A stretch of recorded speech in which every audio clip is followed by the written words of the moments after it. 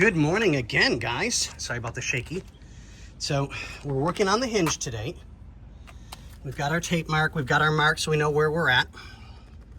But for me, it's easier to do it like this, which takes a little bit longer to do. So it'll take me like an hour or two to get it done, to get the hinge on, versus taking the door off completely, taking the chance of damaging the paint. It's just not worth it. It's just not.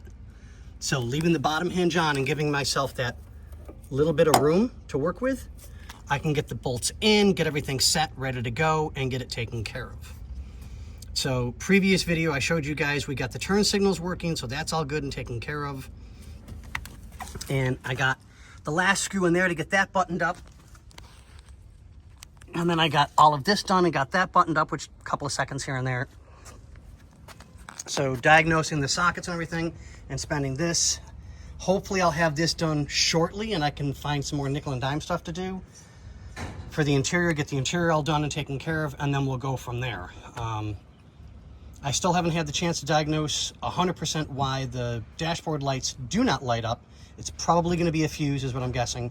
I just haven't had the chance to check it after I got the blinkers done. So we'll get the hinge done and hopefully that'll give me an extra hour or so left to diagnose dashboard lights, make sure that's all good. But it is hyper bright outside right now, so I mean, I can't really do a whole lot outside work, but we'll figure it out. I'll get it taken care of.